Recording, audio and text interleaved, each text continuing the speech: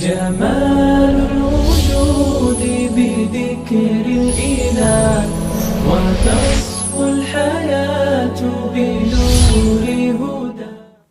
بسم اللہ الرحمن الرحیم. آج میں آپ کے سامنے 22ویں پارے کا خلاصہ اور تفسیر پیش کروں گا. اعوذ باللہ من الشیطان الرجیم. بسم اللہ الرحمن الرحیم. ومن یقنت منکن للہ ورسولہ وتعمل صالحا. امہات المومنین کو خطاب تھا پچھلے پارے کے اختتام میں کہ اگر تم دنیا کی زندگی چاہتی ہو تو نبی تمہیں اپنی زوجیت سے نکالنے کے لیے تیار ہیں، اور اگر اللہ اس کے رسول کی اطاعت کرتی ہو تو اللہ تعالیٰ نے تمہارے لیے دگنا اجر تیار کر کے رکھا ہوا ہے. اسی کا اعلان کیا گیا اس پارے کی پہلی آیات میں، اور اس میں مزید بھی کچھ احکام دیے گئے. فرمایا وقرن فی بیوتکن ولا تبرجن تبرج الجاہلیۃ الاولی، کہ اپنے گھروں میں قرار پکڑو اور زمانے جاہلیت کی طرح بازاروں کی زینت مت بنو. یہ مسلمان عورتوں کو خطاب ہے امہات المومنین کے واسطے سے.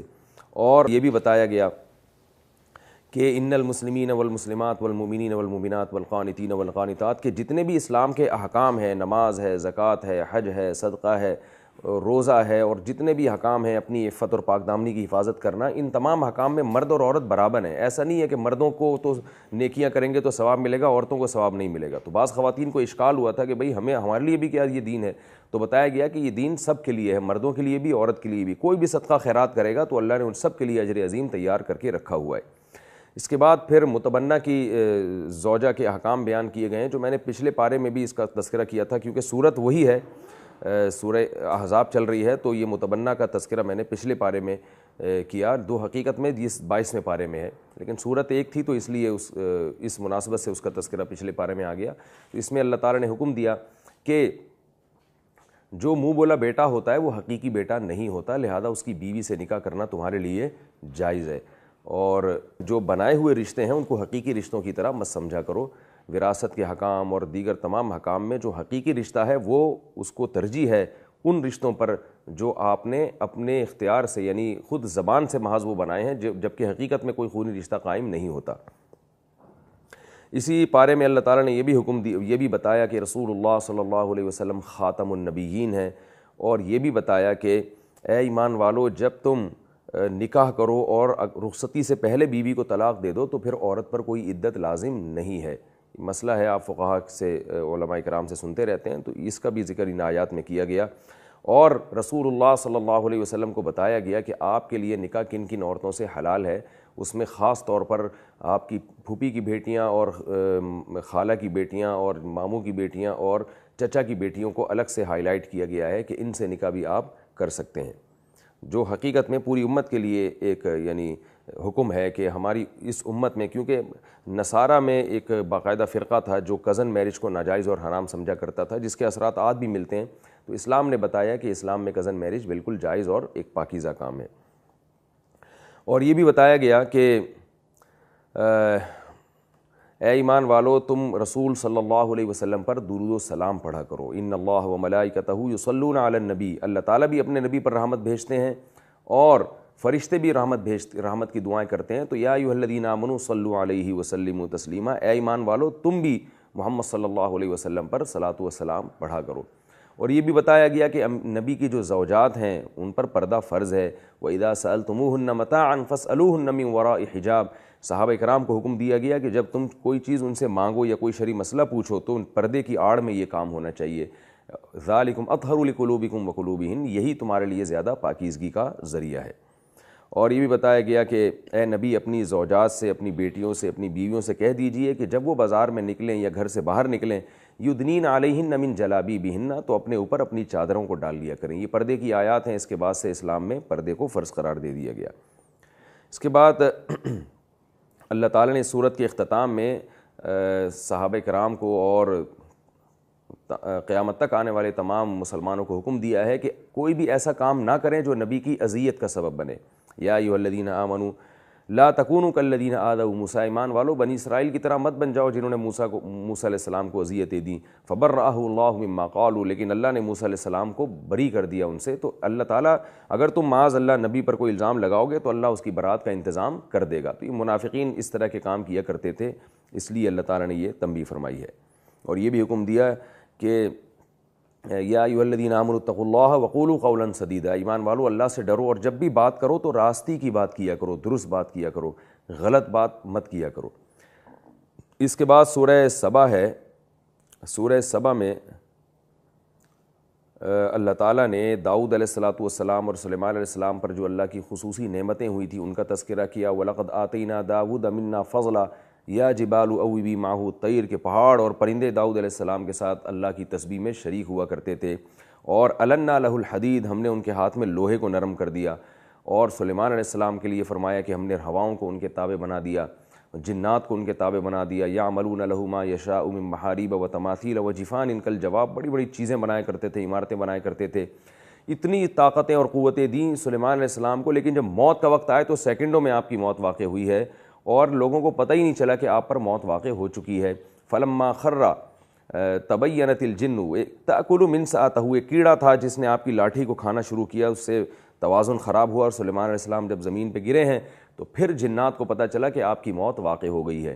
اللہ فرماتے ہیں کہ اگر جنات کو پہلے پتہ چل جاتا کہ آپ کی موت واقع ہو گئی ہے تو وہ جتنی مشقت والے کام میں لگے ہوئے تھے جنات نہ لگتے۔ اس سے پتہ چلتا ہے کہ جنات عالم الغیب نہیں ہوتے۔ قوم سبا کا اللہ نے اس صورت میں واقعہ بیان کیا ہے، جس کی مناسبت سے اس صورت کا نام سورہ سبا ہے، کہ ایک قوم تھی جس کو ہم نے بہت نوازا تھا، ہر قسم کے رزق کی بہتات تھی، مگر انہوں نے اللہ کی ناشکری کی تو ان پر کیسا عذاب آیا کہ وہ ساری کھیتیوں کی جو ان کی بہاریں تھیں اللہ نے چھین لی اور اس قوم کو قحط کے اندر مبتلا کر دیا۔ اس صورت میں اللہ تعالیٰ نے توحید کے مضمون کو بھی بہت زیادہ اہتمام سے بیان کیا ہے کہ لا تنفع الشفاعۃ عنده الا لمن اذن له، اللہ کے ہاں زبردستی شفاعت نہیں ہے، جیسے کہ مشرکین کہا کرتے تھے کہ ہمیں یہ لوگ بخشوا دیں گے۔ اللہ نے فرمایا کہ کوئی زبردستی اللہ کے ہاں کسی کو نہیں بخشوا سکتا، جس کی اجازت ملے گی اور جتنی اجازت ملے گی اتنی ہی شفاعت ہوگی، اور شفاعت کرنے والے بھی اہل ایمان ہوں گے، اہل ایمان کے علاوہ کسی کو شفاعت کی اجازت نہیں ہوگی۔